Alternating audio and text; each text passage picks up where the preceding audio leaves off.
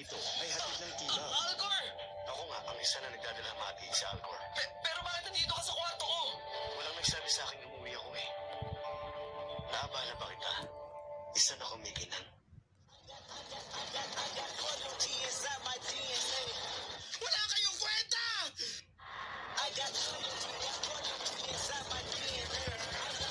Wala nang saysay kami sa patuloy ang laban. Malalaman na ng mundo kung ano ang sakit. Shinra Tensei!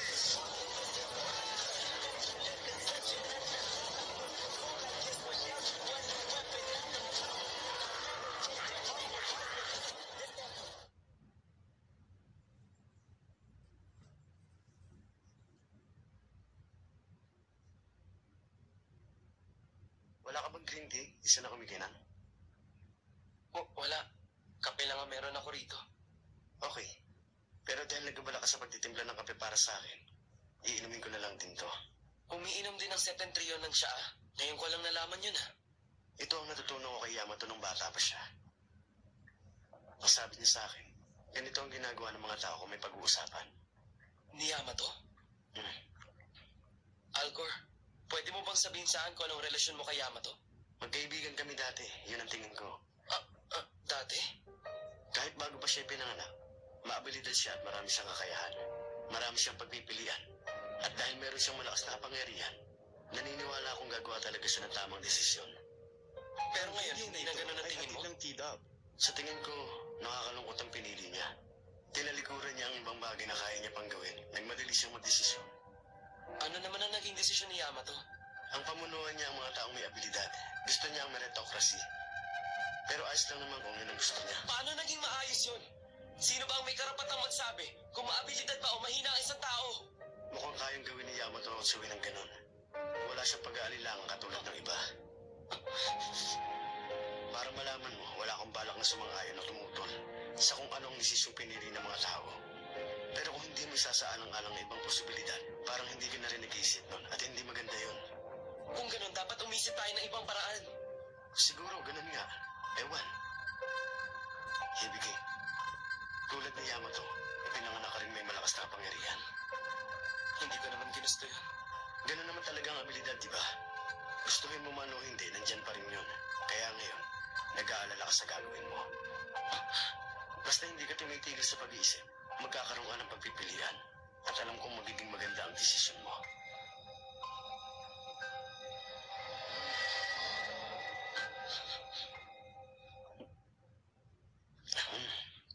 Ngayon lang ako nakainom ng kape. Ang pait pala. May panlasa ka rin pala. Gusto mong dagdagan ko ng asukal? O sige.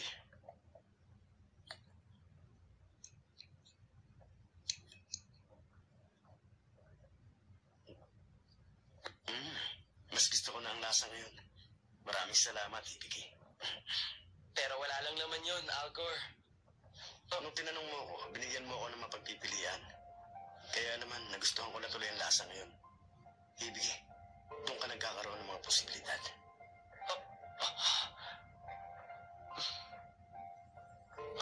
Alcor, hindi mo ba talaga matutulungan ng mga tao?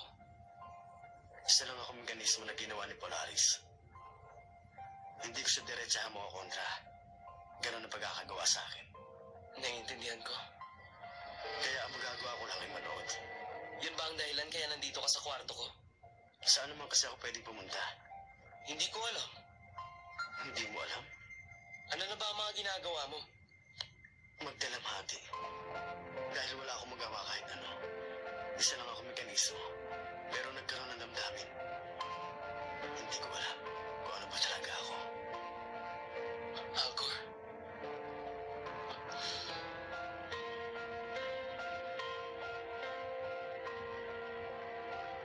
Kung hindi ka namin kalaban, at hindi ka rin makikialam, okay lang na nandito ka.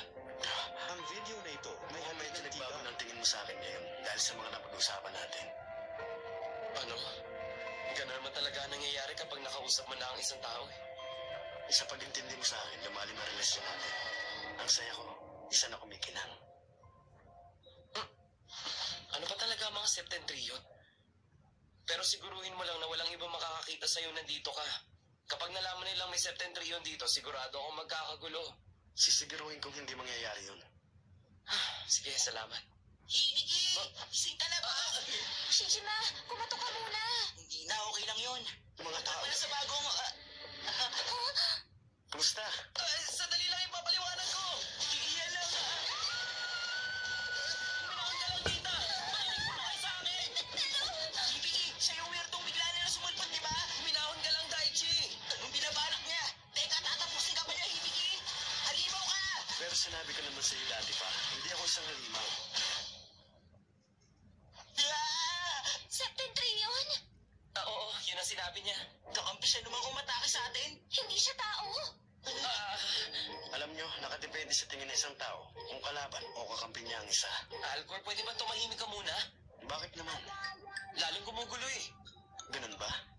Huwag kayong mag-alala. Mukhang hindi siya kalaban na tatalunin natin. Sa tingin ko. Tama ka doon. Sabi na sa'yo, Alcor, tumahimik ka muna. Okay. Totoo ba yan? Sa bagay, si Hibiki na mismo ang nagsabi. Teka, alam ba to ng iba? Tayo pa lang ang nakakaalam sa ngayon. Hindi ko sinasabi para di na magkagulo. Daichi, pwede ba pagkatiwalaan mo sana ako tungkol kay Alcor? Kilalanin mo na lang muna siya. Matalino ang desisyon mo, Hibiki. Ewan ko sa'yo, baliw ka. Mukhang close na kayong dalawa. Ano? Bakit, Yunita? Kasi, bakit nakalutang ka, Alcor? Oo nga. Madalas kasi ako nakalutang. Naniniwala na akong hindi ka talaga tao. Alcor, hindi lumulutang ang mga tao. Nakalapag ang paa nila. O sige na nga, ganun na rin ang gagawin ko. Ayos ka lang ba? Parang namumutla ka. Ayos lang ako. Okay lang ba talagang kasama natin ang nakastripes na yan? Hindi ko alam eh, pero sakyan na lang natin. Ganito pala maglakad. Ang hirap pala nitong gawin. Hindi ako makapaniwala. Septentrion ba talaga siya? Kailangan mo laging isipin kung ano ba ang unang iahakbang mo. Kung kanan ba o kaliwa. Mga desisyon, mga posibilidad. Dapat tama ang piliin. At hindi magmadali sa paggawa ng desisyon. Pero, Ang video na ito ay hatid ng sino Tita. makapagsasabi kung ano ang tama sa ganitong sitwasyon?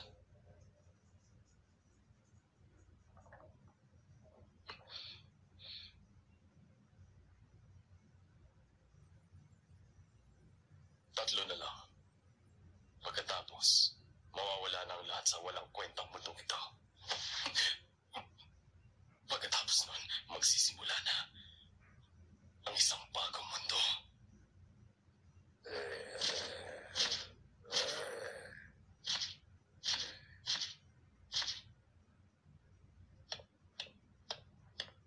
Hello, Ban? Ikaw pala, Kujo. Talagang ba ng tawag? Anong gusto mo, Ban? May nickname ka agad sa akin? Ba't pala? Masyado ka namang seryoso. Sige ka, sayang yung kakyutan mo. Ako nga nagtataka sa'yo eh. Nagagawa mo pang umiti sa ganitong sitwasyon. Yun ang dahilan kaya mas kailangan mong ngumiti ngayon. Grabe yung nangyari sa Nagoya. Nakakalungkot talaga. Hindi mo na kailangan alalahanin yun. Huwag kang mawawala ng pag-asa, Ban. Siyempre naman. Nandito na kami. O, nasa na yung iba? Kaming dalawa lang ba ni Ban na ipapatawag mo, Makoto? Ganun nga. Kayo lang ang pinatawag namin. Kailangan ng kapangyarihan nyo para sa misyong to. Mission. Sandali na lang at lilitaw na ang panglimang septentrion. Ganun ba? Kung ganon, kaming dalawa ni Ban ang tatalo sa kalaban. Oo. Minsan kasi nakadepende sa kakayahan ng isang summoner para makatawag siya ng espesipikong halimaw. Salamat sa medical examination kahapon at nakakuha kami ng mga kailangan naming data. Nalaman namin kung sino ang pinakabagay para sa misyong ito. Grabe naman yon, ha? Chinek nyo kami nang hindi man lang sinasabi sa amin kung para saan ba yon. Hindi namin kailangang sabihin. Ayos lang naman sa akin kung tatalunin ko ang kalaban gamit ang kapangyarihan ko. Okay, ano bang gagawin namin? Teka, binabantayan niyo akong dalawa. Ano? Binabantayan? Hindi naman sa ganon. Hindi ka lang kasi namin maiwang mag-isa rito. Malapit na dumating ang oras. Okay lang ba nandito kayo? Bakit? Anong meron? Ang nakaraan at hinaharap. Ang lahat ng yun ay matagal na nakatadhanang mangyayari.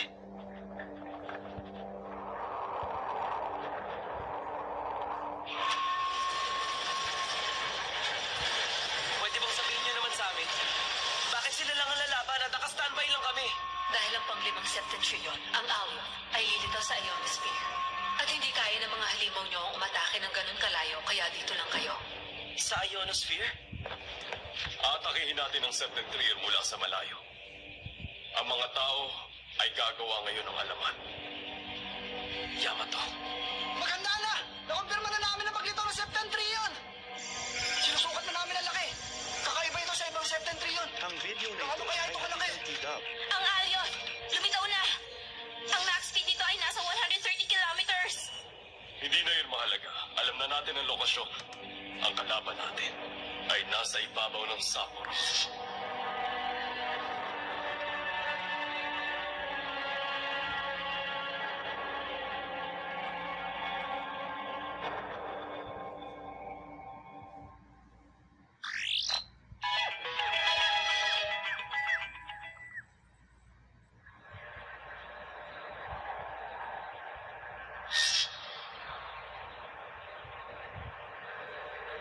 Grabe. Sobrang lamig naman dito sa Hokkaido. Hindi ko na kaya.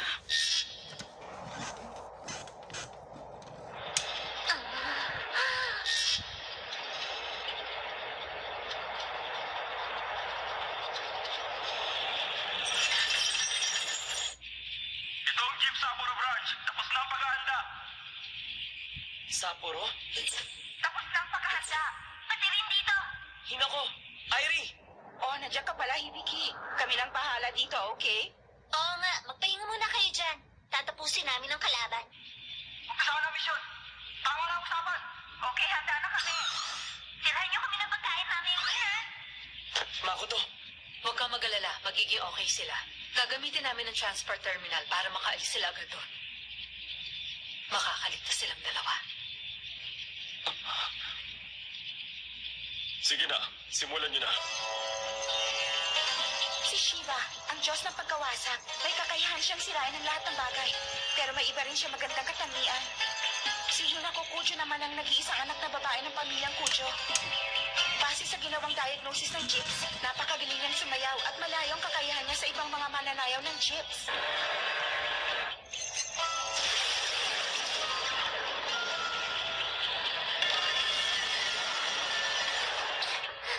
Sa kabilang banda, si Kama naman ay Diyos ng pag-ibig at mahilig siya sa mga batang babae. At si Airi ba ang napili base sa compatibility test. Pero sa totoo lang, di naman alam kung ano talagang type niya. Kaya ko tong gawin.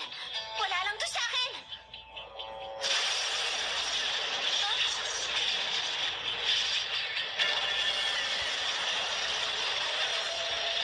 Nagtagumpay siyang tawagin si Kama.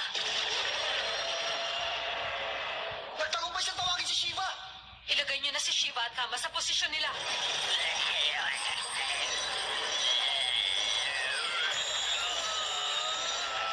Lumalakas ang kapangyarihan niya kayo. Maatake na to! Buksan niyo na lahat ng defense barrier ng Sapporo. Huwag niyong hayaang tumamang tira nito. O sige, buksan lahat ng circuit ng Rayo Miyako. Buksan lahat ng defensive barrier. Ang video na ito ay hatid ng TDAP.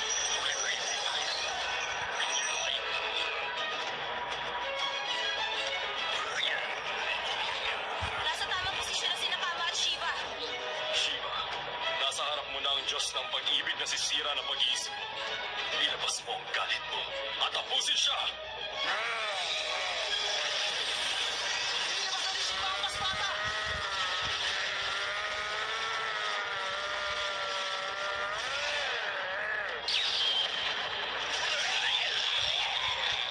Malapit nang umabot ang pasbata sa ionosphere. Tinamaan ang core nito.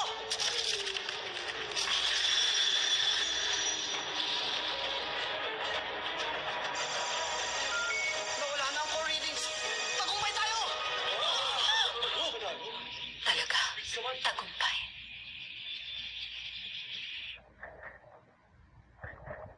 Okay. Ganun pala ang ginawa niyang plano.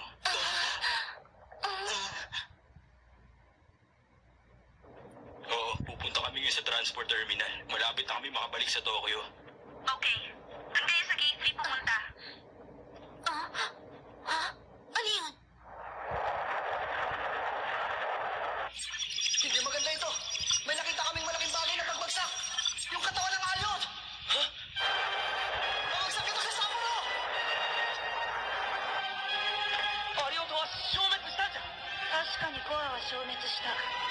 だけどその残骸は失われず地上を襲う。それが第5のセプテントリオンの特性。 Nakumpirma na ng camera na nandiyan na ang katawan nito. 500 cubic kilometers ang volume nito. Anong balita sa Sapporo Branch? Nakalikas na ba ang lahat? Nakaalis na ang lahat ng nasa building. Natitira na lang yung nasa special site. Pagmadaliin mo sila! Yan ang katawan. Sobrang laki. Miss Kojo, umalis na tayo, dali! Hindi! Wawasakin na ng buong syudad! Tapos na mailikas ang lahat!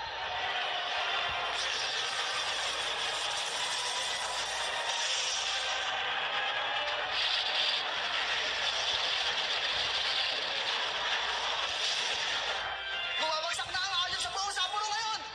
Wala nang makita! Maganda sa magical attack!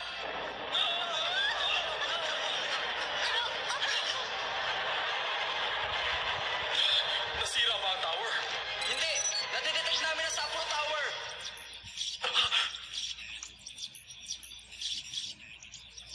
Ang mga sibilyan. Nakakalungkot. Pero hindi namin nailikas ang lahat. Ang video na ito ay hatid ng TDAP. Natapos na ang misyon. Yamato! Alam mo na magiging ganito! Tama ka. Alam ko ang katangian ng kalaban. Kung may maisip kang ibang paraan para matalo ito, sabihin mo. Kaming mga tao, kahit anong gawin namin, wala na kaming matatakbuhan. Tama. Lumalawak ang kawalan. Wala ka na matatakbuhan kahit saan ka pa magpunta. 2 araw na lang. Pero ang tanong, may makakaligtas kaya kahit isang tao? O kaya wala kahit isa? Ang itinakdang araw, ang pagwasak ng septentrion, ang pagbabago ng mundo. Ilang daang taon nang alam ng pamilyang Hotsui ng tungkol dito. Kasama ang gobyerno, itinago nila ang impormasyong ito dahil gusto nila magkaroon ng kapangyarihan.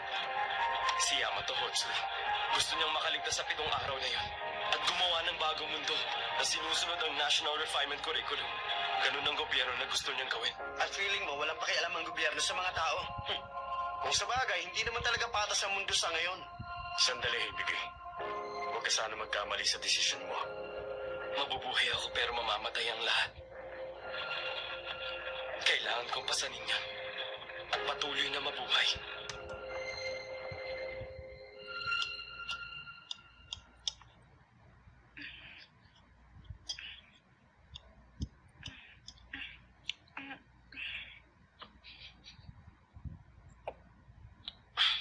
O bakit?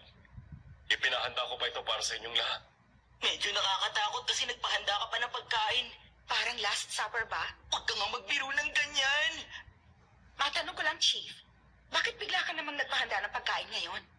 Nagawa nating talunin ang panlimang septentrion dahil sa tulong niyo ni Irie Ban. Kaya pasasalamat ito. Naiintindihan ko, pero kahit natalo yun, wala akong ganang kumain. Kitang-kita ko kung paano wasakin ng aliens ang buong Sapporo! Para saan ba't ako marami namang namatay na tao? Hindi na rin naman sila magiging masaya. Kung gano'n, hindi niyo kayang pasanin yun. Anong ibig mong sabihin? Ang mabuhay ay ang pagpapasa ng paghihirap ng iba. Pero kung hindi mo kayang pasanin ang ganong kabigat na bagay, sa susunod, ikaw na ang mawawala sa mundo. Anong sabi mo? Huh? Hindi ako susuko! Hindi ako titigil sa pakikipaglaban kahit kailan! Irie, kailangan mo kumain ng hapunan. Mas gusto kong kumain ng chawan mushi. Gagawin kita mamaya. Ikaw, Yamato, kaya mo bang pasanin ang paghihirap ng iba? Oo naman. Kahit kailan hindi ko naisip na pabigat yun. Nakakaramdam ang mga tao ng lungkot at ng galit at kailangan ng panahon para maghilom ang sugat sa puso. Pag-aaksaya lang yun ang panahon. Para malaman mo, hindi naman lahat ng tao kagaya mo, Yamato, na walang pakiramdam. Kung gano'n, tanggapin mo ang kahinaan mo at sundin mo ang mas malakas sa'yo. Pero wala nang kapaitan sa mundo kapag Ang ganun. video na ito ay hatid ng TDAP. Ano ba talaga ang kabaitan? Masasabi mo na bang kabaitan kung dadamayan mo ang paghihirap ng iba? Pero naisip mo na ba na habang ganun lang ang ginagawa mo, patuloy namang sinisira ng mga walang kwenta ang mundo natin? Masaya ka ba kung ganun?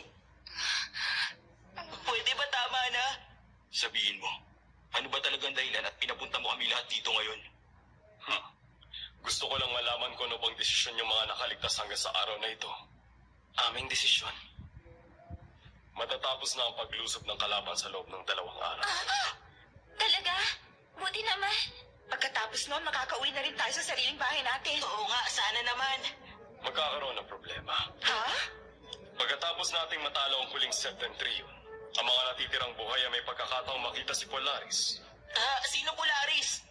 Siya ang makapangyarihang administrador ng kaayusan. Siya ang pinakaboss ng mga Septentrion? Si Polaris ang sumasagot ng sanhi at bunga, kaya naman nakikita niya ang nakaraan, kasalukuyan at hinaharap. Kung ganun siya ang Diyos? Shijima, kung yun ang kinatatakot mo, sige, ituring mo siyang Diyos. Ano ba naman yun? Pag natalo natin siya, ligtas na tayo. Kapag kinalaban mo si Polaris, siguradong lalong magiging magulo ang mundo natin. Pero, tingin ko magiging masaya pag nangyari yon. Ang gustong mangyari ng Chips ay makausap si Polaris. At sa pamamagitan ng National Refinement Curriculum na gawa nila, mangyayari na ang bagong mundong gusto nilang pamunuan. Tama. Mukhang meron ka rin naman palang alam. Ano? Ano ba yun? Gusto nilang baguhin ang mundo. At kapag nangyari yun, sila na ang magiging pinuno nun. Nalaman yun ni Ronaldo kaya sinubukan niyang pigilan ang gusto ng Chips. Ang ibig bang sabihin ng tutuparin ni Polaris ang hihilingin ng makakaligtas sa 7 araw? Kung ganon, yung mga namatay. Walang nakakaalam. Pero siguro kapag gano'n ang hiniling kay Polaris, posibleng mangyaring nasa isip mo. Kaya lang, inaatake ng mga septentrion ng mundo natin ngayon dahil bulok na ito at wala na ito sa ayos. Hindi. Pero nakakatakot ang bagong mundo. Ayoko nun. Nita, Ang pagbabago ng mundo ay nakadepende sa kagustuhan ng tao. Kaya kapag natalo ng gobyerno at ng Hotsui ng huling septentrion, matutupad na ang matagal nilang pinaplano. Tama ang sinabi ko, hindi ba? Sagutin mo! Hibiki, walang kinalaman ang gusto ko sa plano ng Hotsui. Hanggang sa araw na ito, ginagawa ko lang ang gusto ko. Hindi ako papayag na may ibang humiling kay Polaris. Papaguin ko ang natural na kaayusan ng mundo. Gagawa ako ng bagong mundo na ang mga maabilidad ang mamumuno. At dahil alam niyo ng lahat ngayon kung anong bala ko, makakaalis na ako. Ang video na ito ay Sa hatid ng 2 Tida. araw, lahat ng ayaw sumunod sa akin, pwede nang mawala. Pag-isipan niyong mamayang gabi ang mga sinabi ko sa inyo.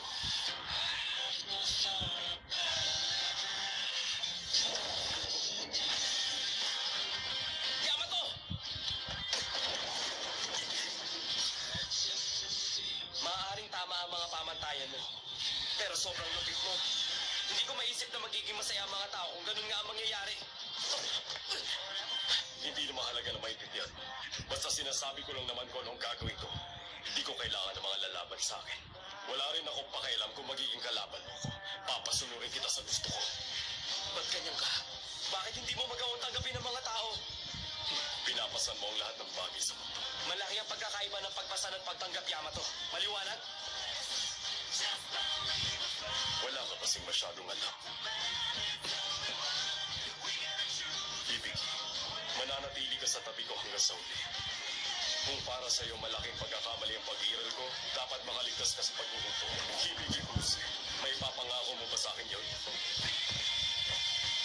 Pangako. Yamato. 2 araw na lang. Kapag nakaligtas kami hanggang huling araw, matatapos na ang lahat. Kaya lang, ayoko naman na isang bagong mundo.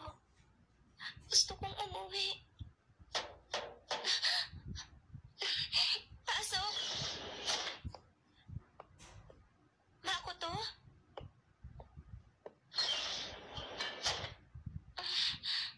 Ano bang kailangan mong sabihin sa akin? Napagdesisyonan na ang misyon bukas. Makinig ka mabuti sa akin, Ionita. Mamamatay ka para sa amin.